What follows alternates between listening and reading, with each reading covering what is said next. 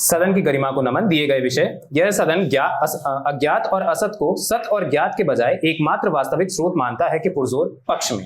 यह सदन दार्शनिकों का है। दार्शनिक वे व्यक्ति होते हैं जो किसी भी चीज के तह तक जाने की कोशिश करते हैं, उसका चिंतन करके, उसका एनालिसिस करके, उसके ओरिजिन पॉइंट तक पहुंचने की कोशिश करते हैं लॉजिक्स के माध्यम से। यानी कि हम लॉजिकल डिस्कशन के थ्रू एक कंक्लूजन पर जाने की कोशिश करते हैं और उस कंक्लूजन का एक बेस होता है जो कि हम लॉजिक से थ्रू डिराइव करते हैं। अब देखते हैं अज्ञात, असत, ज्ञात और सत, इन चारों की डेफिनेशंस क्या हैं। क्योंकि यहां पर ज्ञात और सत ये दो ऐसे टर्म्स हैं जिनको निगेट करके, जिनके निगेशन से अज्ञात और असत की डेफिनेशन आती है। तो पहले ज्ञात और सत की डेफिनेशन जानते हैं। सत की क्या डेफिनेशन है? सत यानी कि वह एंटिटी जो कि नॉन चेंजिंग है, जो कि देश काल परिस्थिति से परे है, यानी कि जो किसी भी चीज के अंदर चेंज नहीं होगी, जिसका किसी के ऊपर इन्फ्लुएंस नहीं पड़ेगा, उस पर किसी का इफेक्ट नहीं पड़ेगा, वह सत होगा। और वो हर चीज का कारण होगी, हर चीज सत से जन्मी होगी। जो भी इन पैरामीटर्स से परे है, जो भी इन पैरामीटर्स को फुलफिल नहीं करेगा, वह असत कहलाएगा। यानी कि जो कि एवर चेंजिंग नहीं है वह असत है। जब हम सत को निगेट करते हैं तब असत आता है। इसी तरह से ज्ञात क्या है? ज्ञात का अर्थ है वो जो पता है, जिसका हमें ज्ञान है, जो कि नोन है। अब जो हमें नोन नहीं है, जो कि ज्ञात नहीं है, वह अज्ञात है। अज्ञात, अब क्योंकि हमें ज्ञात के बारे में पता है और हम ज्ञात को निगेट कर सकते हैं, इस निगेशन के माध्यम से हम अज्ञात की डेफिनेशन तक पहुंचते हैं। अब क्योंकि हमें अज्ञात के बारे में कुछ पता नहीं है, इसलिए इसे सत के माध्यम से हम समझ सकते हैं। यहां से समझ में आया कि ज्ञात और सत के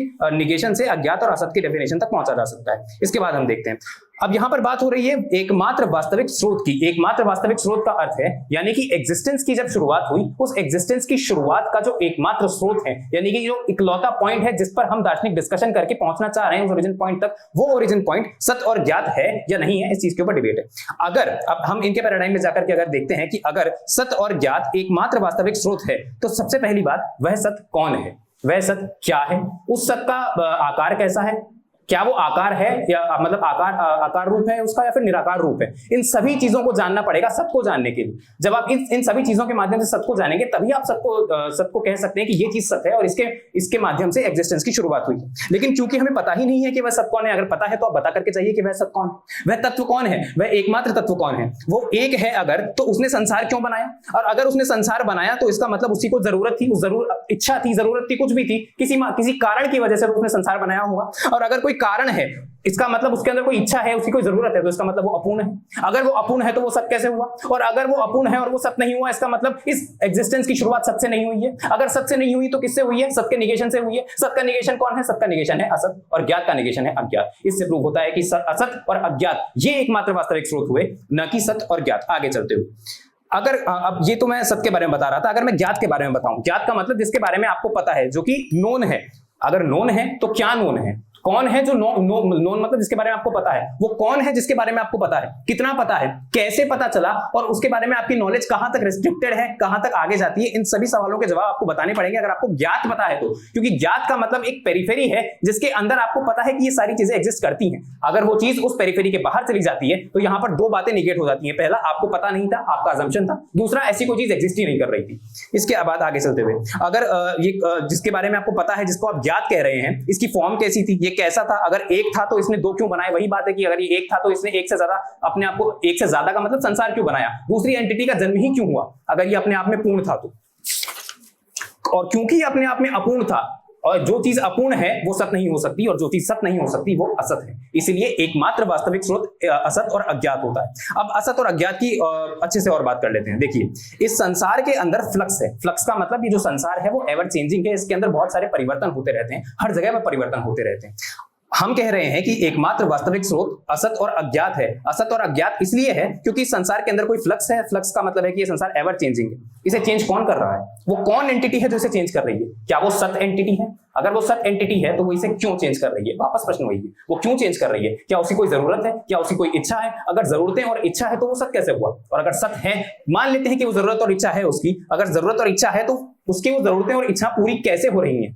इन सभी प्रश्नों का उत्तर अगर देना होगा, अगर सत और ज्ञात के माध्यम से आप एकमात्र वास्तविक स्रोत बताते हैं एग्जिस्टेंस का। आगे चलते हुए, अब अगर वो पहले अव्यक्त था, ठीक है, अगर सत और ज्ञात को माना जाए एकमात्र वास्तविक स्रोत, तो संदर्भ के अंदर भी जैसा दे रखा है कि वह पहले अव्यक्त था, ऋषियों के संकल्प के माध्यम से वो व्यक्त हुआ। प्रश्न उठता है, अगर वो पहले अव्यक्त था तो उसे व्यक्त होने की जरूरत क्यों पड़ी? क्या उसे खुद जरूरत पड़ी व्यक्त होने की, या किसी और को जरूरत पड़ी उसे व्यक्त करवाने की? अगर यहां लिखा है कि वो अव्यक्त था और ऋषियों के संकल्प के माध्यम से उसने अपने आप को व्यक्त किया, तो ये ऋषि कौन थे? अगर हम एक बार को मान लें कि ये ह्यूमन ऋषि थे, तब तो ये डिबेट ही खत्म हो जाती है, फिर तो एग्जिस्टेंस से पहले ह्यूमन एग्जिस्टेंस आ गया। लेकिन अगर शाब्दिक अर्थ से ऊपर उठ करके माना जाए कि ऋषि को ह्यूमन ना मान करके कोई दूसरी एंटिटी मान ली जाए, तब तो फिर दो तत्व हो गए, और दो तत्व हो गए तो फिर दोनों में से सत्य कौन सा है? दोनों के बारे में क्या आपको ज्ञात है? दोनों में से ज्ञात तत्व कौन सा है? इन सभी प्रश्नों का उत्तर द्वैत खड़ा करता है। यानी कि अगर मान लेते हैं द्वैत भी है, दो एंटिटीज थी मान लिया, तो उन दो एंटिटीज में पूरा कौन था? उन दोनों में से किसकी इच्छा थी जिसने अव्यक्त को व्यक्त बनाया? आगे चलते हुए, ठीक है, अगर ये जहां पे मैं पहले था कि अगर ये संकल्प ऋषियों द्वारा लिया गया था, तो ये ऋषि कौन थे? इन ऋषियों की एग्जिस्टेंस सत्य की एग्जिस्टेंस से पहले थी या बाद में थी? इन ऋषियों की जो एग्जिस्टेंस है वो इन दोनों की एग्जिस्टेंस से पहले थी या बाद में थी? और इसके बाद क्यों वह असत या अज्ञात है? आखिरी बिंदु की क्यों जो एकमात्र वास्तविक स्रोत है वो असत और अज्ञात है? क्योंकि जो सत्य की परिभाषा है वह स्वयं में अपूर्ण है, और वो स्वयं में अपूर्ण है और फॉल्सिफाइड है। और वो स्वयं में अपूर्ण और फॉल्सिफाइड क्यों है, इसके बिंदु मैं ऊपर दे चुका हूं। क्योंकि सत्य वही हो सकता है जो अपने आप में पूर्ण हो, और ज्ञात भी वही हो सकता है जिसके बारे में आपको पूरी तरह पता हो। लेकिन जो भी मैंने प्रश्न अभी खड़े किए उनके हिसाब से न तो सत्य डिफाइन होता है, न पूर्ण डिफाइन होता है, न ज्ञात डिफाइन होता है।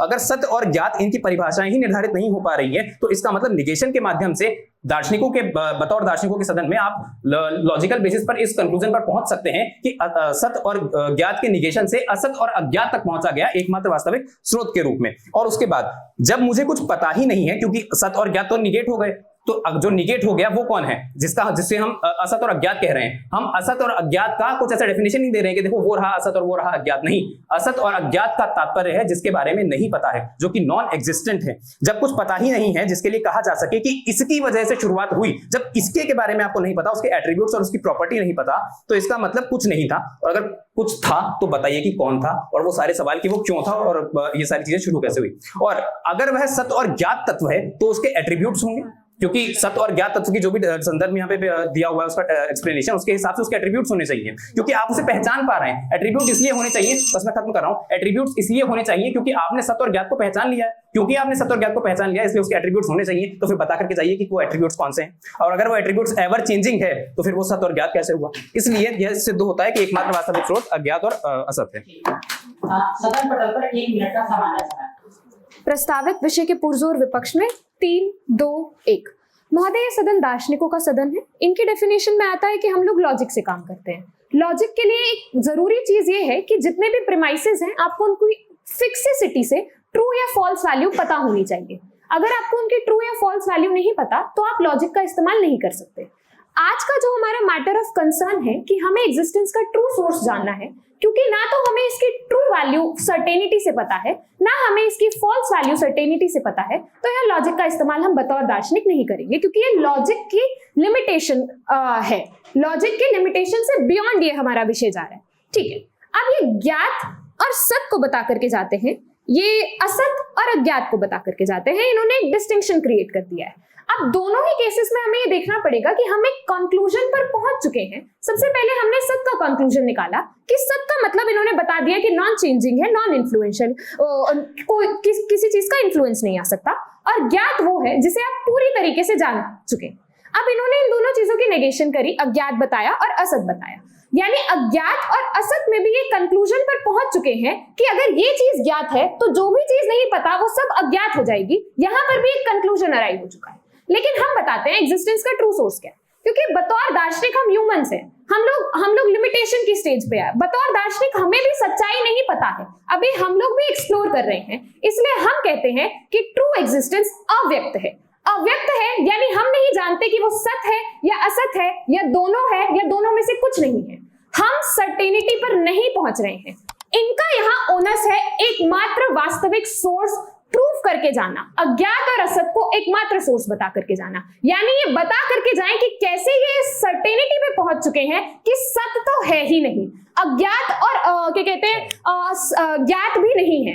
वो कैसे इन दोनों ही चीजों पे सर्टेनिटी पे पहुंच चुके हैं, ये ओनस आज इनके ऊपर है। बतौर दार्शनिक क्योंकि हम एकमात्र सोर्स को रिजेक्ट कर रहे हैं, तो हम इस पॉसिबिलिटी को कंसिडर कर रहे हैं कि दोनों भी हो सकते हैं, दोनों में से कुछ भी नहीं हो सकता है, और क्या कहते हैं सत्य और अज्ञात भी हो सकता है। यानी हम एकमात्र सोर्स, हम ज्ञात और मतलब यहाँ पर एकमात्र सोर्स को रिजेक्ट कर रहे हैं। ठीक है महोदय, हम आगे इसी में आगे बढ़ते हैं। सबसे पहले आकर के हमें ज्ञात के कैरेक्टरिस्टिक्स बता करके जाते हैं कि वो नोन है, वो बाकी सारी चीजें बता करके जा रहे हैं कि वो ज्ञात के बारे में हम जान रहे हैं और ये फिर हमसे प्रश्न पूछ करके जाते हैं कि ज्ञात के बारे में हम कैसे जान रहे हैं, कितना जान रहे हैं, और ऋषि के बारे में बात करके जाते हैं। महोदय इस संदर्भ में मेटाफोरिकली यहाँ पर ऋषि और सारी चीजों को यूज किया गया है। हम लोग बतौर दार्शनिक आज की दुनिया में रह करके डिड्यूस कर रहे हैं, निकालने की कोशिश कर रहे हैं, इंड्यूस भी कर रहे हैं कुछ केसेस में कि कैसे ऐसा हुआ होगा, क्योंकि हम लोग तो अभी लिमिटेड है, हम लोग तो इंसान ही है ना, और तो कुछ नहीं है, दार्शनिक तो इंसान ही होते हैं। तो हम लोग जितनी चीजें हैं उनसे इंड्यूस करने की कोशिश कर रहे हैं कि कैसे कैसे क्या क्या पॉसिबिलिटी रही होगी। उस केसेस में हम लोग इसको अव्यक्त मान करके जा रहे हैं। अब महोदय अव्यक्त क्या होता है, इसको और थोड़ा समझें तो जब लोग क्या कहते हैं यहाँ पर तपस्या कर रहे हैं और कुछ लोगों को ज्ञान हो जा रहा है, कुछ लोग ज्ञान या फिर कुछ लोग जान जा रहे हैं, ज्ञान भी नहीं, कुछ लोग जान जा रहे हैं कि एग्जिस्टेंस का ट्रू सोर्स क्या है, तो वो भी यहाँ पर उस एग्जिस्टेंस के ट्रू सोर्स को एक्सप्लेन नहीं कर पा रहे हैं। अव्यक्त इनडिस्क्राइबेबल है, अनएक्सप्लेनेबल है, वो ना तो अज्ञात है, ना असत है, ना सत है, ना ज्ञात है, या फिर ये सब कुछ भी है और इनमें से कुछ कुछ है और कुछ कुछ नहीं भी है। यानी आप यहाँ पर फिक्सिसिटी से नहीं बता सकते कि वो क्या है। ठीक है महोदय, हम आगे बात करते हैं। यहाँ पर ऋषियों ने क्या किया, ऋषियों ने उसको जाना लेकिन वो जान करके बता नहीं पाए। या तो अगर वो ज्ञात होता तो भी आप बता देते, या वो ज्ञात होता तो भी आप बता देते, वो दोनों है तो भी आप नहीं बता पा रहे हैं, वो दोनों में से कुछ भी नहीं है तो भी आप नहीं बता पा रहे हैं। ठीक है महोदय, इनके ऊपर अब एक ओनस बनता है कि क्योंकि ये एकमात्र सोर्स अज्ञात को मान रहे हैं, तो एक बात बताइए, जब ये नॉन एग्जिस्टेंस को कह करके जा रहे हैं और अज्ञात को अननोन कह करके जा रहे हैं, तो अननोन से नोन आ कैसे रहा है, क्योंकि आज का मटेरियल वर्ल्ड तो एग्जिस्ट कर रहा है, तो नॉन एग्जिस्टेंस से एग्जिस्टेंस कैसे आ रही है। नॉन मतलब जो भौतिक वस्तुएं एग्जिस्ट ही नहीं कर रही, उनसे ये मतलब इनिशियली तो नहीं कर रही ना इनके हिसाब से असत के केस में, तो जहां कुछ भौतिक वस्तु नहीं है वहां से भौतिक वस्तु कैसे निकल करके आ रही है, ये सारी चीजें इनको एक्सप्लेन करनी पड़ेगी, क्योंकि इनके बारे में तो इनके उसमें तो कुछ नहीं है। यानी नथिंगनेस से, जीरो से सब कुछ कैसे निकल करके आया, ये पैराडाइम, ये ओनस इनके ऊपर है बताने का कि नथिंगनेस और जीरो में से कैसे निकल करके आ रहा है। जबकि हम ये मान रहे हैं क्योंकि बतौर दार्शनिक हम नहीं जानते, तो यहाँ कुछ भी एग्जिस्ट कर सकता है जिसे हम डिस्क्राइब नहीं कर सकते। ठीक है महोदय, भी ईश्वर के कैरेक्टरिस्टिक्स को बता करके जाते हैं। ईश्वर के उसमें पूछते हैं कि ईश्वर की क्या जरूरत थी, क्या इच्छा थी और क्यों उन्होंने ऐसा किया। ईश्वर अपने आप में पूर्ण है, ईश्वर जो संदर्भ है वो अपने आप में बता रहा है, समझने की जरूरत है कि ईश्वर अपने आप में पूर्ण है। ठीक है, ईश्वर की इच्छा नहीं है, ईश्वर में वो है मतलब सब, ईश्वर बैलेंस्ड है, ईश्वर में इच्छा नहीं है। लेकिन वहां पर अपने आप चीजें कैसे क्या कहते हैं, जब ये असत से बता करके जा रहे हैं, इनको असत से बताना है, यानी चीज एग्जिस्ट नहीं कर रही थी, यानी इनको ये बताना है एग्जिस्टेंस से एग्जिस्टेंस कैसे, नॉन एग्जिस्टेंस से एग्जिस्टेंस कैसे आ रही है, हम ये बता, और ये ईश्वर का ओनस हम पर डाल रहे हैं कि ईश्वर के कहते हैं ये कैसे कर रहा है। महोदय हमारे केस में एक पॉसिबिलिटी ये है कि हो सकता है ईश्वर ने भी ना किया हो, हम इस पॉसिबिलिटी को भी लेकर के चल रहे हैं, और ये भी पॉसिबिलिटी लेकर के चल रहे हैं कि क्या पता ईश्वर ने किया हो, क्योंकि बतौर दार्शनिक हम किसी कंक्लूजन पर नहीं पहुंच सकते, क्योंकि हम इस स्टेज को अव्यक्त बता रहे हैं, क्योंकि हम एकमात्र शब्द को यहाँ पर रिजेक्ट करने की पोजीशन में है, इसलिए हम इसे यहाँ पर एकमात्र रिजेक्ट करके अव्यक्त है ये बता रहे हैं। ठीक है, और एक सेकंड, हाँ, अव्यक्त क्या होता है उसे मैंने समझा दिया कि अव्यक्त को आप डिस्क्राइब नहीं कर सकते, यानी अव्यक्त को आप किसी भी पोजीशन में बता नहीं सकते हैं कि वो क्या है। और हाँ, ये कहते हैं कि सत को, हाँ, ये सत को भी अपूर्ण बता करके जाते हैं, कहते हैं सत अपूर्ण है, और ये नेगेशन के माध्यम से सत को अपूर्ण बता रहे हैं। महोदय नेगेशन खुद एक लॉजिक के एम्बिट में आने वाली चीज है, यानी आप नेगेशन को भी यहाँ पर सत को अपूर्ण बताने के लिए यूज नहीं कर सकते हैं, क्योंकि वो लॉजिक के एम्बिट में आ रही है। नेगेशन भी आप क्या कहते हैं कुछ प्रीमाइस को ट्रू मान करके या फॉल्स मान करके फिर नेगेट करते हैं, तो इसलिए क्योंकि नेगेशन भी लॉजिक के एम्बिट में आती है, तो नेगेशन के माध्यम से भी आप नहीं कर सकते हैं। ठीक है, फिर आप सारी चीजों का एट्रीब्यूट बताने का ओनस हम पर छोड़ते हैं, पर हम इसको अव्यक्त बता देते हैं, तो अब ओनस आपके ऊपर है कि आप बताइए कि नॉन एग्जिस्टेंस से आपके हिसाब से ये ट्रू सोर्स कैसे बन रहा है, और नॉन एग्जिस्टेंस से एग्जिस्टेंस की रचना कैसे हो रही है, जब कुछ नहीं है, कुछ नहीं से कुछ कैसे आ रहा है, ये आपको बताना है। धन्यवाद। के पुरजोर पक्ष में मानवर इस सदन में सबसे बड़ी दुखद बात यह है कि यहां पे जब की बजाय लिखा हुआ है, मतलब आपको कंपैरेटिव एनालिसिस साबित करना था कि सच से आया है, आपने ये कुछ नहीं किया, मतलब आपने डिबेट ही नहीं की है। और दूसरी विडंबना की बात यह है कि आप दार्शनिकों के सदन में जब डिबेट एक लॉजिकल एक्टिविटी कर रहे हैं, आप लॉजिक ही नहीं मानेंगे, फिर आपसे डिबेट क्यों करें हम, और डिबेट का आधार क्या रह जाएगा, इस बात को समझिए। और इस आधार पर मुझे डिबेट नहीं करनी चाहिए, लेकिन बाध्यता है मेरी, करनी पड़ेगी। दूसरी दिक्कत, आप कह रहे हैं कि कोई भी प्रीमाइस अगर ट्रू नहीं है और फॉल्स नहीं है तब तक आप लॉजिक नहीं लगाएंगे। जब मैं आपको प्रीमाइस दे रहा हूं एक, आपने बोला सत्य से आई है, मैंने उसको चैलेंज कर दिया, मतलब वो ट्रू नहीं रहा। ट्रू नहीं रहा तो क्या ऑप्शन है आपके पास, ये बताइए। वो नहीं बताया आपने। ट्रू, नॉन ट्रू क्या होता है, जो फॉल्स है उसी को तो नॉन ट्रू बोलेंगे आप। तो आप लॉजिक से क्यों नहीं खेल सकते, इस बात को बताना था, नहीं बताया आपने। दूसरी दिक्कत, आप यहां पे कह रहे हैं कि सत्य का कंक्लूजन आप निकाल चुके हैं। लास्ट तक आते आते आप बोले कि नहीं हमको कुछ पता ही नहीं है। क्या कंक्लूजन निकाल दिया था आपने, जब पता ही नहीं है आपको तो कुछ तो निकाला होगा ना, इसको मान रहे होंगे आप। फिर आप एक और बड़ी विडंबना वाली बात कहते हैं, आप कह रहे हैं मेरे को सत्य पता है लेकिन वो अव्यक्त है। फिर क्या पता है आपको, और आपको पता है आपने किसी और को बताया कैसे फिर, अगर वो अव्यक्त था तो। और अव्यक्त और अनिर्वचनीय में फर्क समझिए पहले आप। अव्यक्त का मतलब उस जो तत्व है जिसकी बात आप बात कर रहे हैं, वो तत्व अभी अपने आप को अपने आप को रिप्रेजेंट नहीं कर रहा है, अपने आप को विस्तृत नहीं कर रहा है। अनिर्वचनीय का मतलब मुझे पता है लेकिन उसको डिफाइन नहीं कर पा रहा हूं। दोनों अलग शब्द होते हैं, दोनों का अलग मतलब होता है। आपने कंफ्यूज कर दिया, आपकी दिक्कत ये है। फिर ये लिमिटेड है, हम भी मान रहे हैं। हमारा पूरा केस ही इस आधार पे है कि मैं लिमिटेड हूं तो मैं सब कैसे डिफाइन कर दूंगा क्या है, ये भी कह रहे हैं कि नहीं कर पाएंगे। फिर ये डिबेट कहां कर रहे हैं, फिर तो हमारी बात कर रहे हैं। हमारे लिए अज्ञात और असत क्या है, जो चीज सत्य नहीं है, जो चीज ज्ञात नहीं है, वो अज्ञात और असत के पैराडाइम में आएगी। आप कह रहे हैं नहीं है, हम भी कह रहे हैं नहीं है। कहां आपने डिबेट कर दी फिर हमारे साथ। फिर आप कह रहे हैं कि ये श्योर नहीं है, कुछ भी हो सकता है वो सत्य हो सकता है असत हो सकता है दोनों हो सकता है दोनों ना हो। एब्सर्डिज्म कहते हैं इसको। हम उस साइड में हैं क्योंकि हम एब्सर्ड हैं, क्योंकि हमको नहीं पता है वास्तविकता में वो क्या है, इसलिए हम उससे अज्ञात है ना, उससे इसलिए हम नहीं जानते उसको क्या है, इसलिए हम उसको असत कह रहे हैं कि आप जो सत्य की डेफिनेशन दे रहे हैं वो तो नहीं है हमारा। क्योंकि सत्य और असत विलोम शब्द हमेशा कंपैरेटिव एनालिसिस में चलते हैं। जब आपने एक प्रीमाइस दिया, उसके अगेंस्ट में जो मैं प्रीमाइस दूंगा वो अब मेरा डिफाइन करेगा उसका नेगेशन। तो नेगेशन के हिसाब से आपकी असत और अज्ञात की डेफिनेशन आई है, जिसको आप कैटर नहीं करते हैं। दूसरा एक और दिक्कत है आपकी, आपने कहा, आकर मैं बात मान लूं आपकी, आपको संदर्भ दिया था वो नासदीय सूक्त से लिया गया है, ऋग्वेद के मंडल से। वेदांती होंगे फिर आप, वेदांती होते हो आप सत्य को नकार देंगे, प्रॉब्लमेटिक बात है। कुछ तो या तो आप मान ले अद्वैत वेदांती हो, एक ब्रह्म मानेंगे, या तो द्वैत वेदांती हो, जीव ब्रह्म मान लेंगे। कोई भी वेदांती हो, कैसे वो नकार देगा सत्य को, इस बात को बताइए। अगर आप अपना पैराडाइम लेके चल रहे हैं तो या तो अपना पैराडाइम छोड़ दीजिए, आप जॉब छोड़ चुके हैं, या तो आप ये मत मानिए। दोनों चीज एक साथ पॉसिबल नहीं है। दूसरी बात, आपने कहा हमारे ऊपर बर्डन डाल रहे हैं, नॉन एग्जिस्टेंस से भौतिकता कैसे आई। समझिए, यहां नॉन एग्जिस्टेंस अंग्रेजी का शब्द है। अज्ञात और असत को जब नासदीय सूक्त में समझते हैं, मतलब मैं उसको जानता नहीं हूं, उससे आ सकती है, उसमें विलीन भी हो सकती है, लेकिन वो क्या है उसकी डेफिनेशन पे बात है ना, कि मैं उसको जानता नहीं हूं, मैं उसको जान सकता भी नहीं हूं, क्योंकि हमने डेफिनेशन बताया वो इंद्रियातीत है, गुणातीत है, तीनों गुणों से, तो रस तमस गुणों से परे है वो, इंद्रियों के परे है वो। और यही प्रश्न उठता है कि जब वो भी मेरी तरह नहीं है तो मेरे जैसे गुण उसके अंदर कैसे आ रहे हैं, क्यों उसके अंदर इच्छाएं हैं, क्यों उसने संसार का क्रिएशन किया है, क्यों इस संसार के निर्माण के बाद उसको सुचारू रूप से चलाने की बाध्यता है उसके ऊपर, और इस बाध्यता के बाद इस संसार का ओनस मेरे ऊपर क्यों डाल देता है बार बार वो। मतलब हम जिस दर्शन की बात कर रहे हैं, हम यहाँ पे एब्सर्डिस्ट होते हुए कहीं ना कहीं बात कर रहे हैं कि हम अपना अस्तित्व तो होता है भाई, हमको भी पता अस्तित्व होता है, मुझे नहीं पता वो अस्तित्व क्या है, इसलिए मैं वहां पे नॉन एग्जिस्टेंस के फेवर में हूं, एब्सर्डिज्म के फेवर में हूं। दूसरी बात, हमारे नेता के स्पीच में गलती से भी ईश्वर शब्द का जिक्र नहीं था। इन्होंने ईश्वर हमारे पर इंपोज किया, फिर उसको बोला कि पूर्ण है, शायद ईश्वर से निकला है। ये सारा बर्डन सत्य के ऊपर है, सत्य को बताना है सारी चीजें कहां से आई है, और सारा बर्डन जब सत्य को बताना है, आप उससे मुकर चुके हैं, तो आपने डिबेट में फ्री हैंड छोड़ दिया। दूसरी दिक्कत, आप अव्यक्त होने को एक एट्रीब्यूट बता रहे हैं कि किसी चीज का एट्रीब्यूट होता है कि वो अव्यक्त है।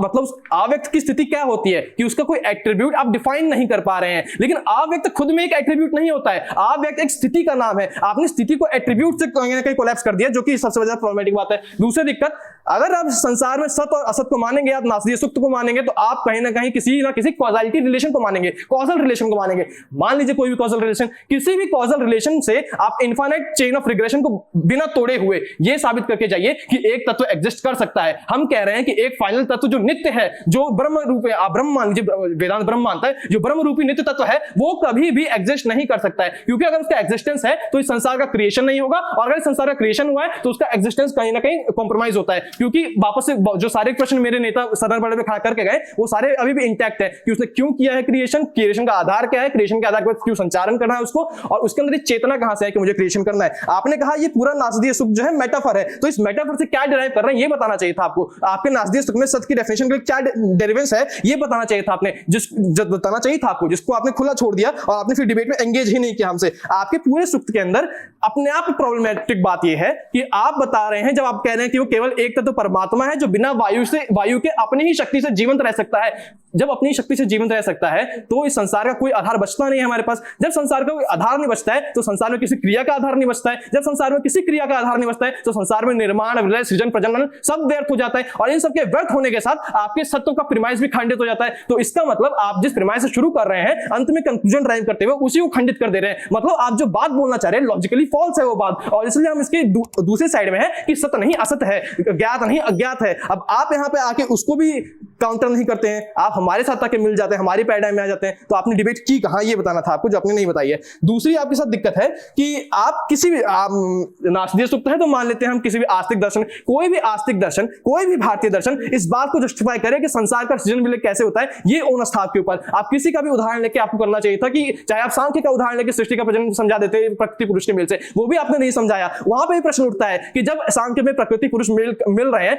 क्यों मिल रहे हैं, कारण क्या है, किस कारण से मिल रहे हैं, और उनके मिलने के बाद संसार बन रहा है तो वापस विलय क्यों हो रहा है, और इस विलय और बनने में वो फिर नित्य कैसे रहा, सत्य कैसे रहा, वो सत्य की जो बेसिक डेफिनेशन होती है जो आपके ग्रंथों में मानी आपने, उससे ही कैसे कॉन्ट्रडिक्ट किया जा रहा है, इस बात को आपको समझाना था जो आपने नहीं समझाया।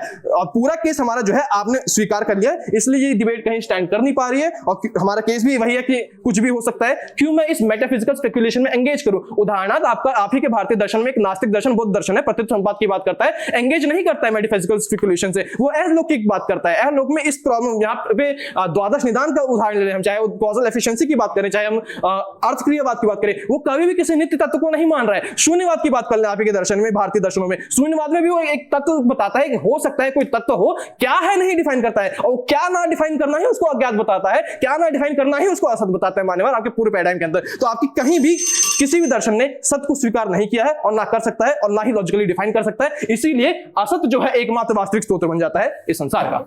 सदन की गरिमा को मेरा सादर नमन। सदन में प्रस्तावित विषय के पुरजोर विपक्ष में मान्यवर सबसे पहला प्रश्न मेरा प्रतिपक्ष पूछ के जाता है कि डिबेट क्यों हो रही है, हम आखिर डिबेट कर क्यों रहे हैं। मान्यवर डिबेट हम कर ही इसलिए रहे हैं क्योंकि आप आ रहे हैं सामने से और बोल रहे हैं कि वो एकमात्र स्रोत है। हम आपसे डिबेट ही तो इसलिए कर रहे हैं कि आप कंक्लूजन निकाल कैसे दे रहे हैं जब आप अपने आप में बहुत लिमिटेड हैं, जब आपके पास एंड रीजन नहीं है, तो आप कैसे निकाल दे रहे हैं एक कंक्लूजन कि यही एकमात्र स्रोत है। हम डिबेट कर ही इस पे रहे हैं कि ये एकमात्र स्रोत नहीं है मान्यवर, इसकी और बहुत सारी पॉसिबिलिटीज हो सकती हैं। मान्यवर हम पर जानबूझकर ये ओनस डाल के जा रहे हैं कि हम प्रूफ करें कि सत्य और ज्ञात जो है उसने कहीं ना कहीं वो कहीं ट्रू सोर्स है। मेरी नेता बकायदा बता के गई है मान्यवर, हम ये क्लेम ही नहीं कर रहे हैं कि सत्य और ज्ञात एकमात्र वास्तविक सोर्स है। हम इन प्रोसेस में हैं, हम देख रहे हैं, हमारे पास जो भी अवेलेबिलिटी है हम उसको देख रहे हैं कि अच्छा ये भी हो सकता है, अच्छा ये नहीं तो शायद ये भी हो सकता है, और हम आगे देख रहे हैं कि शायद इसको भी नेगेट करके कुछ और हो सकता है, संदर्भ में जो नहीं लिखा वो भी हो सकता है। तो हमें आपके इस एकमात्र से दिक्कत है जो आप हमारा जो हम ट्रू सोर्स जो भी ढूंढ रहे हैं उसको भटका रहा है, क्योंकि आप ऑलरेडी सुनिश्चित कर दे रहे हो अज्ञात और असत। दूसरी चीज मान्यवर, पहले तो सुनिश्चित कर दे रहे हैं अज्ञात और असत, और इनका रीजन यह है क्योंकि सत्य और ज्ञात नहीं हो सकता। इसके अलावा जैसे मेरी नेता इनसे पूछ के जाती है, मैं दोबारा पूछती हूं उनसे, कैसे उस नॉन एग्जिस्टेंट स्टेट से जहां कुछ भी नहीं है, जीरो, उससे आप एग्जिस्टेंस की स्टेट में आए हैं, आप इस स्टेट में आए हैं कि आपने ये जो संसार है ये आया है, सब कुछ है। दूसरी चीज मान्यवर, ये बोल के जा रहे हैं यहाँ पर अंग्रेजी शब्द का यूज है। पहली चीज तो वो ओसी ने लिखा है वहां पर, ठीक है। दूसरी चीज मान्यवर बोल के जा रहे हैं कि संदर्भ में तो सत्य और ज्ञात है, वेदांत से लिया हुआ, आप वेदांत से मानते हैं। पहली चीज तो संदर्भ, क्या आप अगर दर्शन है आप वेदांत को नहीं मानते, आप तो ऐसे मान लो कि सत्य और ज्ञात है इसलिए एकमात्र स्रोत है। आप क्यों डिबेट कर रहे हो यहाँ पर कि अज्ञात और असत्य है। दूसरी चीज मान्यवर, आपको समझना होगा कि मेरी नेता बोल के जाती है, और संदर्भ में भी ये जो संदर्भ का ये बोल रहे हैं कि ईश्वर अपने आप में एक पूर्ण एंटिटी है। इनकी डेफिनेशन पे जाते हैं, सत्य की डेफिनेशन देके जा रहे हैं जो चीज पूर्ण हो। ऐसे तो जो ईश्वर है पूर्ण है, एक पॉसिबिलिटी ये भी है कि जो सत्य है वो ईश्वर है, ईश्वर ने सब कुछ क्रिएट कर दिया। लीजिए आपका एकमात्र वास्तविक सोर्स यहीं से खारिज हो जाता है मान्यवर। दूसरी चीज यहाँ पर समझने की जरूरत है, ये बोल के जा रहे हैं कि हमने चैलेंज कर दिया तो वो फॉल्स। आपके किसी चीज को चैलेंज कर देने से कोई चीज फॉल्स थोड़ी हो जाती है। देखिए मान्यवर, नॉट ट्रू होने का मतलब ये नहीं है कि वो चीज फॉल्स है, वो चीज एम्बिग्यूटी में है, वो चीज अभी डिस्क्राइब नहीं हो पा रही, हम जान नहीं पा रहे हैं कि वो चीज सत्य है, गलत है या इससे भी परे है मान्यवर। इसलिए आप किसी चीज को एकमात्र वास्तविक स्रोत नहीं बोल पा रहे मान्यवर। मैं सदन में दोबारा क्लियर कर देना चाहती हूँ कि हम खुद नहीं नहीं बोल रहे कि सत्य और अज्ञात एकमात्र वास्तविक स्रोत हो सकता है। अब मान्यवर अगर हम यहाँ पर संदर्भ की थोड़ी चीजें लेके चले तो यहाँ पर एक ऐसा स्पेस था जहां ईश्वर था बिना वायु के, यानी वहां पर जो तत्व थे वो एग्जिस्ट नहीं कर रहे थे। एक पार्शियल कहीं ना कहीं नॉन एग्जिस्टेंस की भी स्थिति, कुछ भी ईश्वर के परे एग्जिस्ट नहीं कर रहा लेकिन एग्जिस्टेंस में ईश्वर भी था। यानी मेरी नेता जो एक और पॉसिबिलिटी बता के जाती है कि कैसे दोनों के प्रभाव में सृष्टि की रचना हुई है, वो भी यहाँ पर एक बहुत बड़ा क्या कहते हैं केस निकल के आता है। तो उस कंडीशन में आप कैसे बोल रहे हो ज्ञात और अज्ञात ही एकमात्र वास्तविक स्रोत है। मान्यवर आगे बात करते हैं कि ये जो बात बोल रहे हैं कि आपको पूर्ण ज्ञान हो जाएगा, ये सारी चीजें आपको समझने की जरूरत है कि वो बोल रहे हैं हाँ आपको कैसे पता कि उसमें आप जैसे गुण है, वो कैसे दिखा रहा है आप जैसे गुण, अगर आपको ज्ञात है सब कुछ है। पहली बात तो ये इनका अजम्पशन है, ये आपको लग रहा है कि शायद उसमें आप जैसे गुण है। ऐसा हो भी सकता है मान्यवर कि उस ईश्वर की एंटिटी में आप जैसे गुण नहीं है मान्यवर, कोई और गुण है। आप इसको इतनी ज्यादा क्लियरिटी से कैसे बोल सकते हैं? आपके ऊपर क्लियर इस चीज का ओनस था कि आप मुझे बता के जाइए कि जब सृष्टि की संरचना हुई तो एक ऐसी चीज जहां पर कुछ एग्जिस्ट नहीं करी, अभी तक ये भी नहीं प्रूव कर पाए कि ईश्वर पूर्ण है तो सत्य क्यों नहीं था। ईश्वर की तो एग्जिस्टेंस थी तो शायद ईश्वर ने ही सब कुछ बना दिया। लीजिए मान्यवर सत्य और ज्ञात से हमें मिल गया हमारी सृष्टि, तो ये पॉसिबल ऑल्टरनेटिव भी है मान्यवर। हो सकता है कुछ भी ना हो, ईश्वर भी ना हो मान्यवर, ऐसी भी एक पॉसिबिलिटी है। तो ऐसी कंडीशन में किसी भी चीज को एकमात्र सोर्स मान लेने से आप अपनी नॉलेज को लिमिट कर रहे हो, आप अपनी कैपेबिलिटी और पोटेंशियल को लिमिट कर रहे हो कि आप आगे बढ़ जाओ। मान्यवर दूसरी चीज समझने की जरूरत है, ये पूछ के जा रहे हैं कि जो अव्यक्त होता है वो अपने आप में, यानी हर चीज में किसी चीज के एट्रीब्यूट्स होते हैं। हम बता तो रहे हैं कि अव्यक्त अपने आप में एक एट्रीब्यूट है, एक कंडीशन है। क्या कंडीशन है? कि आप उस चीज को डिस्क्राइब नहीं कर पा रहे हो। उस डिस्क्राइब ना करने के आपके पास बहुत सारे रीजंस हो सकते हैं मान्यवर। क्या पता उस चीज की सिर्फ अनुभूति हो सकती हो, आप किसी और को बता ही नहीं सकते, वो चीज केवल अनुभूति की जा सकती है उस चीज, और किस स्टेज पे आप उस चीज की अनुभूति करेंगे ये भी आपको नहीं पता मान्यवर। इसलिए मान्यवर यहाँ पर समझने की जरूरत है कि आप किसी चीज को जब क्लेम कर रहे हैं, जो भी ये बोल रहे हैं कि लॉजिकली क्लेम कर रहे हैं, सबसे पहली बात आपके पास कोई सेटिंग प्रीमाइस तो है नहीं कि जिसपे आप लॉजिक लगाएंगे, या आपके पास कोई वेरिएबल्स तो है नहीं जिससे आप कंपेयर करेंगे कि जी हाँ ये सच है ये गलत है। आपके पास कुछ अवेलेबल रिसोर्सेज नहीं है। जो आपके पास है जिससे आप डिड्यूस कर पा रहे हैं वो अपने आप में चीजें एग्जिस्ट कर रही हैं, यानी एज अ ह्यूमन आप लिमिटेड है, आप जो भी चीजें डिड्यूस कर रहे हैं वो एग्जिस्ट कर रही हैं। यानी अपने आप में आपको ये जो पूरा बर्डन है जिसमें आपको एकमात्र साबित करना है कि अज्ञात क्यों है, असत्य क्यों है, वो आप नहीं प्रूव कर पा रहे हैं। दूसरी चीज मान्यवर यहाँ पर ये कॉज रिलेशन का जो सांख्य अद्वैत ये सारी चीजें जो है जानबूझकर हम पर ओनस डाल के जा रहे हैं कि हम पहले एक्सप्लेन करें मान्यवर, फिर ये नेगेट करके चले जाए। हम मान ही नहीं रहे सांख्य अद्वैत इन सारी चीजों को मान्यवर। आप एज अ दार्शनिक जो है आप किस चीज को मान रहे हैं ये आप बता के जाइए, उसके बाद उसको प्रूफ करके जाइए मान्यवर। दूसरी चीज ये बोल रहे हैं कि भ्रम जो है, भ्रम ने कुछ नहीं किया है, ये इनका ये एक बहुत प्रॉब्लम है। तो ये आप बता के जाओ ना कि भ्रम ने नहीं किया, तो फिर किसने किया मान्यवर? अगर आपको अपनी कंडीशन जो है, अगर आपको अपनी कंडीशन इलैबोरेट करके जानी है तो आपको सदन में एक मॉडल देके जाना पड़ेगा, आपको बताना पड़ेगा क्या स्टेप 1 था, क्या स्टेप 2 था, कैसे वो जो बीच का एक फेज है जहां पर कुछ भी नहीं है, कहां से आप नथिंगनेस से डिड्यूस कर रहे हो, कोई क्या है वो पॉसिबल चीज, वो एकदम से कैसे आया। ये सारी चीजों का ओनस जो है मान्यवर वो पक्ष की तरफ है। पक्ष को बोलना था कि वो कैसे किस दर्शन के उपयोग से ये स्थापित करेगा कि जो अज्ञात और असत्य है वो कहीं ना कहीं एक मात्र वास्तविक सोर्स है इस पूरी सृष्टि का। अब मान्यवर इसी के जैसे कि मेरी नेता भी बता के जाती है कि कैसे किसी चीज को नेगेट करने के लिए आपको दूसरी चीजों की अनुभूति भी होनी चाहिए। इन्हें असत्य की अनुभूति ही नहीं है मान्यवर, पता ही नहीं है, तो आप कैसे नेगेट कर रहे हो सत्य को, ये भी बता के जाओ मान्यवर। अपने आप में इनका पूरा क्लेम सिर्फ इसी चीज पे बेस्ड है कि कैसे हम बता दें कि सत्य और असत्य के एकमात्र सोर्स है और ये नेगेट कर दें, जो कि नहीं है मान्यवर। धन्यवाद। महोदय अज्ञात और असत एकमात्र वास्तविक स्रोत है? अज्ञात और असत एकमात्र वास्तविक स्रोत है। किसका? एग्जिस्टेंस क्या होती है? एग्जिस्टेंस का मतलब है कि जहां से इस यूनिवर्स की शुरुआत हुई, जो मैंने अपनी डेफिनेशन से बताया था। यूनिवर्स क्या होता है? शुरुआत हुई यूनिवर्स क्या होता है? बात सुनिए, जहां से अस्तित्व की शुरुआत हुई और वो जिस पॉइंट से शुरुआत हुई उसके बारे में मुझे नहीं पता है कि वो कॉज क्या था। क्योंकि मुझे नहीं पता है इसलिए मैं उसे अज्ञात और असत कहता हूं। यूनिवर्स क्वालिटीज नहीं पता है। सुनिए यूनिवर्स, आप ये मान चुके हैं कि जितना आपने अभी तक निकाला है वो सब गलत है, आप इस सर्टेनिटी पे पहुंच चुके हैं। मैं अब तक कुछ जानता ही नहीं हूं कि वहां आप ईश्वर को रिजेक्ट कर चुके हैं। ईश्वर क्या है पहले बताइए कि ईश्वर क्या है। आप ईश्वर बता कैसे के मान रहे गए हैं। मैंने ईश्वर शब्द का प्रयोग ही अरे नहीं किया। अरे आपके देखिए। वक्ता सुनिए आपके वक्ता अभी तो बता करके गए कि अगर ईश्वर आप- पूर्ण अगर है आप- जिसमें सत रज तम वो तीनों सत गुण की है। बात हो गई, ठीक है। हाँ, अगर आप ईश्वर को सत कहती हैं तो इसका मतलब सत तो वो है जो आपको पता है, सत के महोदय, एट्रीब्यूट्स सुनिए, आपको पता सुनिए, है, सुनिए, लेकिन सुनिए। जिससे शुरुआत हुई उसके एट्रीब्यूट्स उलझाइए नहीं पता है। मत। प्रश्न स्पष्ट प्रश्न ये था कि यूनिवर्स क्या है, यूनिवर्स एग्जिस्टेंस क्या है। एग्जिस्टेंस क्या है? अब आप फिजिकल एग्जिस्टेंस की बात करें तो ये मैं हूं। हाँ मैं- यानी ये इसमें रहा, भौतिक existence। चीज है, ठीक है, ये आप है। नॉन एग्जिस्टेंस क्या है, यानी आप यहाँ नहीं है नॉन तो एग्जिस्टेंस मतलब पता नहीं है। आप साथ वाले कमरे में हैं। एग्जिस्टेंस मतलब असत है। अच्छा, नहीं एग्जिस्टेंस मतलब असत। नहीं पता होना। नॉन एग्जिस्टेंस मतलब नॉन एग्जिस्टेंस का क्या है? एग्जिस्टेंस नहीं होगी तो नॉन एग्जिस्टेंस होगा। एग्जिस्टेंस नहीं होगी तो नॉन एग्जिस्टेंस हो सकता है, बिल्कुल हो सकता आप इस कमरे में एग्जिस्टिंग है। है। हाँ मैं ये रहा ना, एग्जिस्ट कर रहा आप हूं। हंसराज कॉलेज में तो एग्जिस्टिंग नहीं है ना अभी। हाँ तो इससे वहां के लिए आप नॉन एग्जिस्टेंट हो गए। इससे प्रूफ क्या हो रहा है? यानी मैं इस सर्टेनिटी Physically- मैं इस सर्टेनिटी पे हूं कि आप वहां पर नहीं हैं।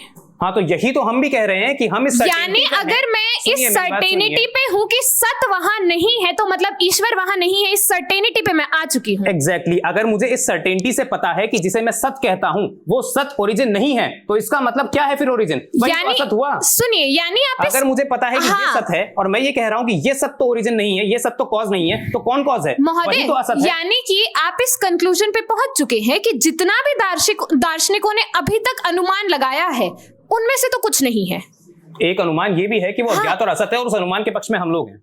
या अच्छा, एक अनुमान ये भी है कि अज्ञात और असत है। अज्ञात और असत एक पॉसिबिलिटी के रूप में आप देख रहे हैं। अज्ञात और असत एकमात्र वास्तविक स्रोत है। हम इस पक्ष में एकमात्र हैं। है। जी। मतलब बाकी आपने रिजेक्ट कर दिया ना। बाकी तो हाँ, रिजेक्ट बाकी हमने करेंगे। सत और ज्ञात, हमने सत और ज्ञात को रिजेक्ट किया है। और इसके अलावा कुछ इसके अलावा और कुछ होगा तो फिर बताइए वो क्या है? सत और असत दोनों का बताइए ना क्या हो होना, सकता सत है? और असत दोनों का होना, इसको रिजेक्ट करते हैं। सत और हाँ बिल्कुल नहीं हाँ, सत- हाँ, ठीक है, रिजेक्ट मैं कर दिया। सत और ज्ञात, अच्छा सत और असत conflict के दोनों बारे में जानती हैं आप? हाँ, नहीं, सत- सत आप नहीं और प्रश्न ज्ञात, पूछेंगे, इन मैं दोनों को बताऊंगी। रिजेक्ट किया जा रहा है। हाँ। सत और ज्ञात इन दोनों को रिजेक्ट किया जा रहा है। महोदय, मैंने असत और बोला- ज्ञात इसे एक्सेप्ट किया जा रहा है। सत और असत दोनों हो सकता है, इस पॉसिबिलिटी को रिजेक्ट कर दिया ना आपने, क्योंकि सत तो आपने नहीं तो हो एक सकता। पॉसिबिलिटी असत उठा ली है। बात सुनिए, सत तो नहीं है, ये मैं श्योरिटी के साथ कह रहा हूँ। यानी सत और असत वाली पॉसिबिलिटी का बताइए, खाली सत नहीं, सत और असत वाली पॉसिबिलिटी। ये पूछ रही हैं, ठीक है। हाँ। ये इनका क्वेश्चन ये है कि क्या सत और असत एक साथ कॉज हो सकते हैं? मुझे पता है कि सत इसे कहते हैं और मुझे पता है कि ये कॉज नहीं है। क्यों नहीं है मैंने अपनी स्पीच में बताया, तो क्या बचा? असत कॉज। आपने अपनी स्पीच में कहा जिससे डिड्यूस कर रहे हैं वो एग्जिस्ट कर रहा है, सहमत हैं? मान्यवर एक पॉसिबिलिटी है आपकी कि पूरी एक डिबेट पॉसिबिलिटी section पे of है। दार्शनिक मैम, इस चीज से सर, डिड्यूस सुनिए, कर सुनिए। रहे हैं। आपकी पूरी डिबेट पॉसिबिलिटी पे है। क्या पॉसिबल आउटकम्स देख रहे हैं? बिल्कुल क्या ये पॉसिबल है कि जो आप बोल रहे हो गलत हो? बिल्कुल पॉसिबल है क्या मान्यवर कि और अगर एक पॉसिबिलिटी मैम, ये भी हो सकती जब है। आप जो बोल रहे हैं वो गलत है तो आप उसको असर्ट क्यों कर रही हैं? मैं बताती हूँ मान्यवर, देखिए जिस बात की ये बात कर रहे हैं कि आप किसी चीज को क्यों असर्ट कर रहे हैं, उस पर डिस्कशन होता है। मैं ये थोड़ी बोल रही हूँ एकमात्र वास्तविक सोच है। हाँ, मैं तो आप बोल रही कुछ हूँ आप सुनिए, काउंटर सुनिए। दो, मैं आगे आप discuss ये करूंगी। मान रही हैं कि एकमात्र वास्तविक सत्य नहीं है, ये चीज आप मान रही हैं? हाँ, एक क्या ये मात्र पॉसिबिलिटी नहीं। गलत हो सकती है? क्या ये बात मानना आपका कि एकमात्र नहीं हो सकती कुछ चीज, ये गलत हो सकता है? सुनिए सुनिए मान्यवर, ये जब पूछ रहे हैं कि एकमात्र ना मानना गलत हो सकता है, देखिए हम बोल रहे हैं आप किसी भी चीज को एकमात्र चीज नहीं मान सकते क्योंकि हमेशा उसकी पॉसिबिलिटी नहीं, मैं कह रहा हूं यही चीज, आपका यही विचार कि किसी भी चीज को एकमात्र नहीं माना जा सकता गलत हो सकता है। किसी भी चीज को एकमात्र नहीं माना जा सकता। हाँ, ये गलत हो सकता है। ये क्यों गलत है मान्यवर? तो आप ये कैसे असर्ट, सुनिए, आप कह रहे हैं कि मैं सारी पॉसिबिलिटीज नहीं देख पाया हूं इसलिए उसको असर्ट नहीं कर सकता हूं। ये वाली पॉसिबिलिटी कब देख ली आपने कि आप जो बोल रहे हो गलत हो सकता है? सुनिए, ये जब बात कर रहे हैं कि आप इस पॉसिबिलिटी को क्यों असर्ट कर रहे हैं, आप समझने की जरूरत है। मेरी बाकी जो असर्शन है जिसमें मैं बोल रही हूँ कि आप डिफरेंट पॉसिबिलिटीज को चांस दे सकते हैं, आप इस एक पॉसिबिलिटी के जरिए, यानी पॉसिबिलिटी भी नहीं, ये तो असर्शन है, ये तो पॉसिबिलिटी है ही नहीं, ये तो असर्शन है, ये तो अभी तक तो कंक्लूजन है। पॉसिबिलिटी थी 4 प्रश्न पहले, सुनिए, अब असर्शन। ये बताइए एकमात्र जब आप एग्जिस्टेंस, सुनिए आप मेरी बात सुनिए, जब आप किसी चीज को एक मात्र चीज बोलते हैं तो आप कंक्लूजन निकालते हैं, आप assertion हो गया नहीं प्राप्त देते हैं। उत्तर मुझे। बोलो। एग्जिस्टेंस और नॉन एग्जिस्टेंस साथ में हो सकती है? आपके नेता बोल गए हैं कि वो मानेंगे पॉसिबिलिटी है, हो सकती है मान्यवर। या तो अच्छा, जब एक चीज आ गई तब क्या नॉन एग्जिस्टेंस रहा? मान्यवर अभी जिस पॉइंट ऑफ टाइम पे एक चीज एग्जिस्ट हो गई, क्या नॉन एग्जिस्ट कर रहा था विदाउट किसी नेचर, ईश्वर एग्जिस्ट कर रहा था तो क्या नॉन एग्जिस्टेंस की स्थिति है? एक सेकंड, ईश्वर नॉन एग्जिस्टेंस एग्जिस्टेंस वायु की थी, नॉन एग्जिस्टेंस सृष्टि की थी मान्यवर। नॉन एग्जिस्टेंस वायु की होना, वायु के रिस्पेक्ट में, जब तक वायु नहीं आएगी तब तक वायु की नॉन एग्जिस्टेंस नहीं बोलेंगे आप। नॉन एग्जिस्टेंस का मतलब होता है कि वहां पे कुछ भी नहीं है, लेकिन जब ईश्वर आ गया तब कुछ आया। ये मान्यवर आपकी एकमात्र वास्तव में यही तो बोल रही है, आपका अजम्पशन है कि आप ये सोच रहे हैं एग्जिस्टेंस और नॉन एग्जिस्टेंस साथ में नहीं हो सकते। हम यही बोल रहे हैं मान्यवर कि एक पॉसिबिलिटी है कि ईश्वर एग्जिस्ट कर रहा है, वहां से मैं सृष्टि शहीद निकल भगत रही सिंह है। कॉलेज की बजाय हंसराज कॉलेज में पढ़ता हूं, इसमें की बजाय का क्या मतलब है? क्या शहीद भगत सिंह और हंसराज के बीच कंपैरिजन हो रहा है? मान्यवर आगे का वाक्य तो देखिए नहीं, कि हाँ, आपसे मैंने वाक्य बताया आपको, मैं जो बोल रहा हूँ उसको बताइए। जिंदगी भर वहीं थोड़ी पढ़ेंगे आप, ये भी नहीं आगे पूछा तो मैंने, जाएंगे मान्यवर, ये भी नहीं पूछा किसी और मैंने। स्रोत में भी तो जाएंगे। नहीं, लेकिन माहौल वहीं माहौल पर मत बनाइए, सुनिए, माहौल ना बनाइए, सिर्फ इतना बताइए। मैं जब आपसे एक वाक्य कह रहा हूं कि मैं शहीद भगत सिंह महाविद्यालय की बजाय हंसराज में पढ़ता हूं, इसका मतलब मैं हंसराज और शहीद भगत सिंह के बीच में कंपैरिजन ड्रॉ कर रहा हूं। मैं शहीद भगत सिंह के अलावा हंसराज में पढ़ती हूँ और यही मेरा एकमात्र सत्य है। गलत है मान्यवर, मेरे और भी बहुत सारे सत्य हैं। मैंने ये नहीं पूछा।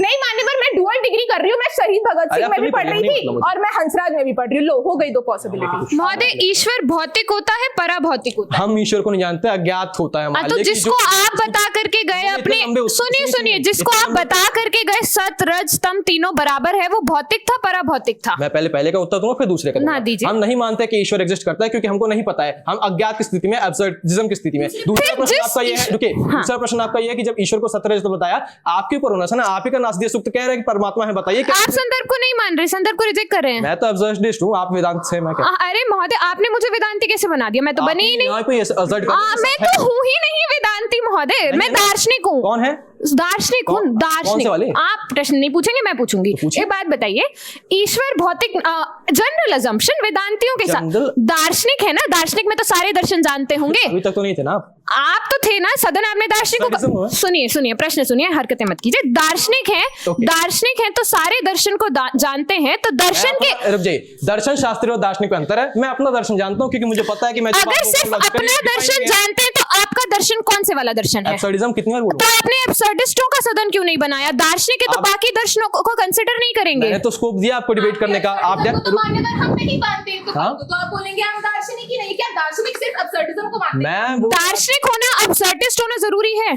बिल्कुल नहीं है। मैं कह रहा हूँ आप दार्शनिक करिए डिफाइन ना, फिर करिए। ठीक है, तो रुक जाइए, दार्शनिक होने के लिए एब्सर्डिस्ट होना जरूरी नहीं है ना?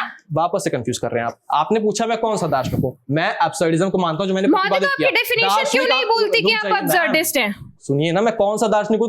अच्छा, फिर वही बात, सुनिए, जब आप कह रहे हैं कि कौन से दार्शनिक है, आप मान रहे हैं कि मल्टीपल दार्शनिक एग्जिस्ट कर सकते हैं। जब मल्टीपल दार्शनिक एग्जिस्ट कर सकते हैं, फिर आप कह रहे हैं एब्सर्डिस्ट दार्शनिक क्यों नहीं है? अच्छा, एक बात बताइए, एब्सर्डिस्ट है तो किसी कंक्लूजन पे नहीं आएंगे? जब पता चलेगा तब आऊंगा ना। हाँ, ठीक है। आप ही की लिमिटेशन। सुनिए, प्रश्न सुनिएगा।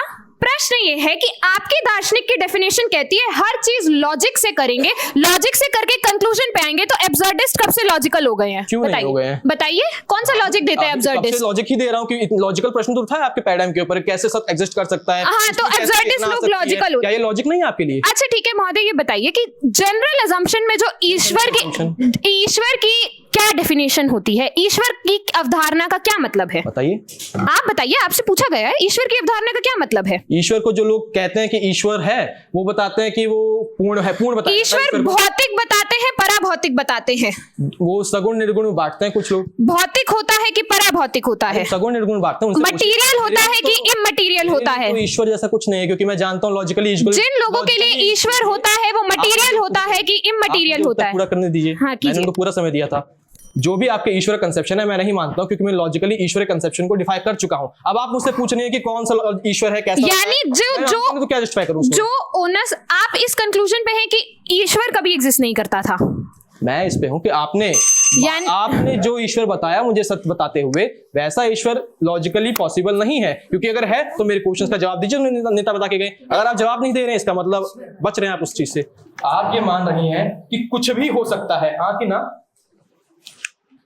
एकमात्र अज्ञात और असत नहीं है, हम इस बात को मान रहे कुछ हैं। भी हो सकता है। अज्ञात और असत एकमात्र वास्तविक स्रोत नहीं है, हम ये मान रहे हैं। प्रश्न, आप ये मान रही हैं कि हो सकता है ज्ञात हो सकता है अज्ञात हो सकता है दोनों हो सकता है, कुछ ना हो, हाँ कि ना? हाँ, मैंने वक्तव्य में यही बोला था। फिर एक वो एग्जिस्ट कर रहा है, उससे डिड्यूस करा है इन्होंने, कैसे कर लिया? महोदय सुनिए, मेरे साथी ने बोला, उसको ध्यान से समझिए। मेरे साथी ने ये बोला कि ये भी एक पॉसिबिलिटी है, ये भी एक पॉसिबिलिटी है, ये भी एक पॉसिबिलिटी है। मैं दार्शनिक हूँ, मैं लिमिटेड हूँ, मैं ह्यूमन हूँ, आप भी मान के गए हैं। वो किसी एग्जिस्टेंस से रिड्यूस कर रहे हैं महोदय पॉसिबिलिटी डिफाइन ही नहीं कर सुनिए सुनिए सुनिए, हाँ कहां से रिड्यूस किया हाँ हाँ हाँ, अब मुझे बोलने दीजिएगा। पहली चीज जो मेरे साथी वक्ता ने बताया, उन्होंने उस केस को बताया जहां ईश्वर की बात होती है। दूसरी चीज, ईश्वर एक पराभौतिक एंटिटी है जो अपने आप में एग्जिस्टेंस किसकी देखेंगे, भौतिक चीज की देखेंगे ना एग्जिस्टेंस। तो हाँ, क्या सिर्फ भौतिक चीज की एग्जिस्टेंस होती है? महोदय समझने की जरूरत है कि एग्जिस्टेंस, आप सुनिए सुनिए, हाँ हाँ, आपके वक्ता आते हैं, मैंने उनसे पूछा एग्जिस्टेंस क्या है, उन्होंने बोला कि मैं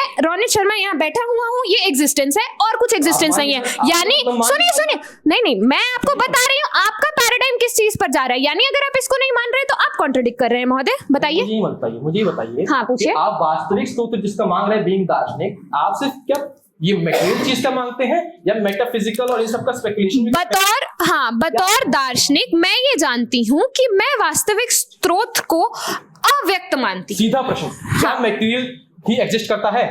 मैं इस चीज की सर्टेनिटी पर नहीं हूं कि मटेरियल ही एग्जिस्ट करता है, ये इममटेरियल भी एग्जिस्ट करता है, कि मटेरियल एग्जिस्ट नहीं करता है, कि इममटेरियल एग्जिस्ट नहीं करता। अज्ञात की स्थिति है? नहीं, सर्टेनिटी पे ना होना अज्ञात की स्थिति नहीं है। अज्ञात की स्थिति एक कंक्लूजन की स्थिति है जिसमें मैं मान चुकी हूं कि मुझे नहीं पता है। क्या सत सर्टेन है? सत सर्टेन है? सत सर्टेन है? क्या सत कॉज है? किसका कॉज है? एग्जिस्टेंस के ऊपर? नहीं, मैं नहीं जानती हूँ, कॉज अव्यक्त है। या तो फिर आप सत जानती हैं लेकिन कॉज है कि नहीं जानती, ये बोले ना। मैं ये बता रही हूँ कि कॉज अव्यक्त है। कॉज सत है, अव्यक्त है। अरे कॉज सत है और वो सत अव्यक्त है, तो आप नहीं, मैंने कब बोला सत है? आपने बोला वो तो। कॉज क्या है फिर? कॉज अव्यक्त है। वही अज्ञात है? नहीं, अज्ञात और अव्यक्त में अंतर? अब अज्ञात में आप सर्टेनिटी पे पहुंच चुके हैं कि आपको नहीं पता। अव्यक्त में मैं नहीं जानती, हो सकता है सर्टेन एलिमेंट्स को मैं सुनिए हो सकता है सर्टेन एलिमेंट्स मेरे ठीक हो सकता है सर्टेन एलिमेंट्स नहीं हो। बता रहे हैं, क्या ये अनसर्टेनली बता रहे हैं कि वो अव्यक्त है कि नॉन सर्टेनली बता रहे हैं कि अव्यक्त है? महोदय समझने की आवश्यकता है कि हम यहाँ अव्यक्त को एक ऐसी स्थिति बता रहे हैं जहां हम इस एकमात्र क्लेम को अपने ऊपर नहीं ले रहे हैं, जिस एकमात्र क्लेम को आप अपने ऊपर ले चुके हैं। सत और ज्ञात भी हो सकते हैं ना कॉज? महोदय हो सत सकते हैं, एक पैराडाइम में हो सकता है, लेकिन अव्यक्त है। ज्ञात के बारे में पता है क्योंकि वो तो पूर्ण है। सत और ज्ञात के बारे में पता है, तो क्या सत और ज्ञात अपनी पूर्णता के अंदर जिसको एग्जिस्टेंस में, लेकिन मुझे ये तो नहीं पता है ना कि सत और ज्ञात ही है। क्यों एग्जिस्टेंस दे रहे हैं फिर वो? मुझे ये तो नहीं पता है ना महोदय कि वो सत और ज्ञात ही है। सदन की गरिमा को मेरा पुनः नमन। सदन में प्रस्तावित विषय के पुरजोर विपक्ष में मान्यवर समझने की जरूरत है। पहले तो ये बोल के जाते हैं, इनसे हम बार बार पूछ रहे हैं नॉन एग्जिस्टेंस से कैसे एग्जिस्टेंस आया है। 3-4 बार प्रश्न पूछ चुके हैं, नहीं उत्तर आया। दूसरी चीज मान्यवर, अव्यक्त वर्सेस जो अज्ञात की चीज चल रही थी, ये मान चुके अव्यक्त ही अज्ञात है, जबकि मेरी नेता बता के गई है कि कैसे वो जो ज्ञात और अज्ञात के बीच की एम्बिग्यूटी है वो अव्यक्त है। 50% पता है, 50% नहीं पता है मान्यवर। दूसरी चीज मान्यवर, यहाँ पर ये बोल के जाते हैं इनके लिए एग्जिस्टेंस कभी तो इनका बैठा होना एग्जिस्टेंस होती है, फिर बोलती है कि भौतिक चीजें एग्जिस्टेंस नहीं होती मान्यवर। दूसरी चीज मान्यवर बोल के जा रहे हैं ह्यूमन लिमिटेड है, खुद मान रहे हैं ह्यूमन लिमिटेड है, लेकिन फिर बोल रहे हैं कंक्लूजन पे भी आ सकते हैं मान्यवर। दूसरी चीज बोल के हम कभी तो एब्सर्डिस्ट है, कभी बोलते हैं हम लॉजिकली सोचेंगे मान्यवर। एब्सर्डिस्ट तो सबसे पहले लॉजिक्स को डिफाई करते हैं, तो मान्यवर एब्सर्डिस्ट होकर ये कैसे लॉजिक लगा रहे हैं, कैसे डिड्यूस कर रहे हैं किसी चीज को, कैसे कंक्लूजन पे पहुंच रहे हैं। दूसरी चीज मान्यवर, जैसे कि हम बता रहे हैं कि अपने आप में ये एकमात्र वास्तविक सोल को डिफेंड नहीं कर पाते, इनको हमने 3 से 4 पॉसिबल केसेस दे दिए, कहीं नहीं बता पाते कि इन्हीं का केस क्यों स्टैंड करेगा और ये बाकी सारी पॉसिबिलिटीज क्यों नहीं स्टैंड करेगी। धन्यवाद। मानव पूरी एक कंपैरेटिव डिबेट थी, जब की बजाय शब्द दिया है तो 2 पैराडाइम को कंपेयर करना था, आपने नहीं किया तो ये आपकी गलती थी, सबसे बड़ी गलती। दूसरी बात, आपने जब बैठे डिबेट करना तो आप लॉजिक को ही डिफाइन कर दे रहे, फिर डिबेट का आधार से पूछा गया क्यों, किस बेस पे करेंगे, ये बात आपने नहीं बताई। दूसरी दिक्कत, आपका पूरा पैराडाइम जो अव्यक्त के ऊपर है कि आप उसको जान रहे हैं लेकिन आप पता नहीं कैसे जान रहे हैं, उसको समझा नहीं पा रहे हैं। कॉन्ट्रडिक्शन है, या तो जान रहे होंगे, जान रहे तो कैसे क्यों समझा नहीं पा रहे हैं। जब हम आपको एक पैराडाइम दे के गए कि एब्सर्ड है कि मुझे पता नहीं है क्या है, आपने उसको भी बोल दिया आपने कि हमारा ही पैराडाइम था ना पूरा, तो आपने हमसे एंगेज कहीं किया ही नहीं डिबेट के अंदर। जो आपको संदर्भ दिया गया, संदर्भ के हिसाब से और ये शब्द टर्म्स दिए गए, इनके हिसाब से भी आपको दार्शनिक वेदांतियों को पर्सपेक्टिव अपनाना था, जो आपने नहीं अपनाया। आप डिबेट कर रहे थे एकमात्र पे, लेकिन एकमात्र चीज क्या? Source of existence. Source of existence के लिए किसी को मानना पड़ेगा ना कि वो सत्य है कि असत। तो एकमात्र पे आप डिबेट कर रहे हैं, लेकिन एकमात्र बिना किसी उस चीज का एग्जिस्ट थोड़ी कर पा रहा है। फिर एब्सर्ड को आप कह रहे हैं कि एब्सर्ड जो है लॉजिकल नहीं होते, सबसे बड़ा कॉन्ट्रडिक्शन। अगर एब्सर्ड लॉजिकल नहीं होते दार्शनिक कैसे, क्या इलॉजिकल दार्शनिक हो एब्सर्ड लोग? ये बड़े आपस बहुत विरोधाभास वाली बात है, या तो दार्शनिक ही होगा या तो इलॉजिकल ही होगा। इलॉजिकल एब्सर्डिस्ट दार्शनिक कौन सा वाला नया काम आ गया, ये समझ नहीं आया मुझे। निर्णय यूनानिमस नहीं है, एक मत नहीं है, निर्णय में बटे हुए हैं सारे अधिनिर्णायक। तो इस बार स्टार्ट करते हैं देवांशु भैया से। देवांशु भैया का जो निर्णय है, पहले मैं ये बता दूं कि पक्ष में था हंसराज और विपक्ष में था रामजस हंसराज क्रॉस। हाँ, तो देवांशु भैया का जो निर्णय है वो गया है हंसराज रामजस क्रॉस विपक्ष।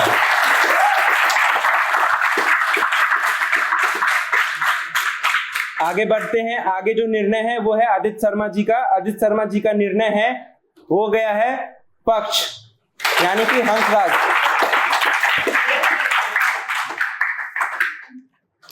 अगला जो निर्णय है वो है हमारे अभिषेक चौबे भैया का। उनका निर्णय जाता है पक्ष हंसराज। 2-1 से निर्णय आगे बढ़ रहा है। अब आगे बढ़ते हैं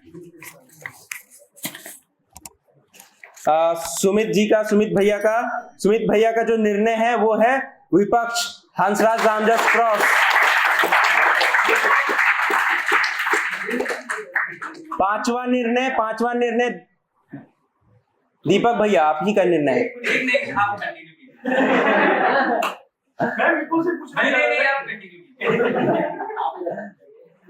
तो दीपक भैया का ही निर्णय है। दीपक भैया का निर्णय है, एनी गेसेस? दीपक भैया का निर्णय,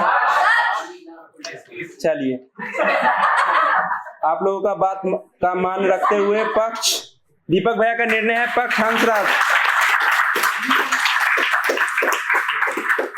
5 निर्णय में से 3 निर्णय गए हैं पक्ष की ओर, 2 निर्णय गए हैं विपक्ष की ओर। और अगला जो निर्णय है आर्यम जी का भी निर्णय जाता है विपक्ष की ओर। 3-3 टाई हो गए।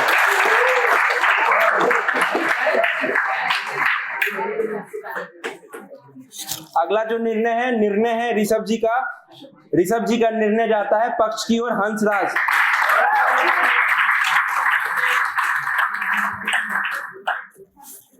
अगला निर्णय जाता है रवि भैया का। रवि भैया का जो निर्णय है वो गया है पक्ष हंसराज।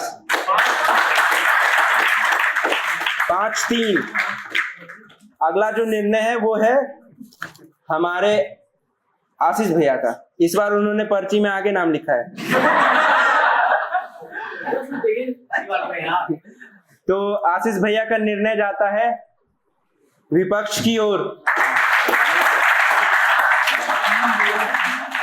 5-4 से निर्णय आगे बढ़ रहा है। इस बार जो है अंशुल भैया का जो निर्णय है, इस बार हम यहीं पर दे रहे हैं। भैया का जो निर्णय है, हाँ, अंशुल भैया का निर्णय गया है विपक्ष की ओर रामजस हंसराज।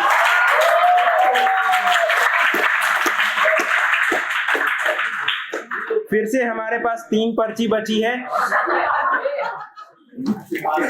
और 3 पर्ची ये डिसाइड करेगी कि क्रांति के 5वें संस्करण का विजेता कौन होगा। 3 निर्णय है, नहीं, तीनों निर्णय समान नहीं है। तो पहले निर्णय की ओर आगे बढ़ते हैं।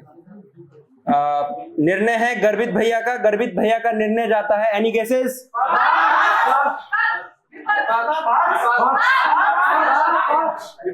दीपक भैया कह रहे हैं तो गर्वित भैया उसी रास्ते में जाएंगे।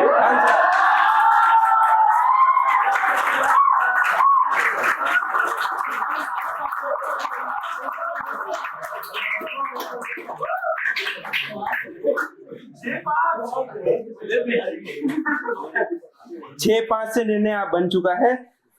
तो आगे बढ़ रहे हैं। 2 निर्णय हैं, एक है अक्षय भैया का है और दूसरा निर्णय है प्रज्ञा दी की। तो पहले पढ़ते हैं अक्षय भैया का निर्णय। अक्षय भैया का निर्णय जाता है विपक्ष की ओर।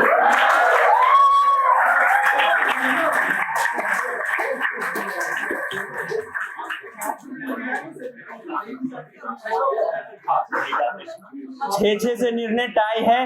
अंतिम निर्णय है वो है सुश्री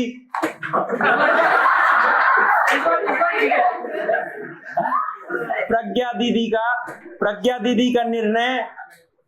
आप लोग बताइए निर्णय क्या है। ठीक, तो प्रज्ञा दी का जो निर्णय है, जो कि क्रांति के 5वें संस्करण का विजेता बनाते हैं, तो क्रांति के पंचम संस्करण का विजेता है हंसराज।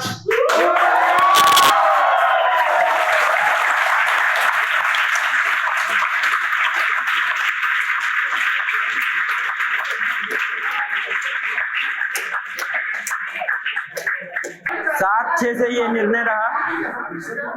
7-6 के निर्णय से जो विजेता बने हैं हंसराज और जो उप विजेता है हंसराज रामजस क्रॉस। इन दोनों के लिए एक बार जोरदार तालियों से अभिनंदन करिए।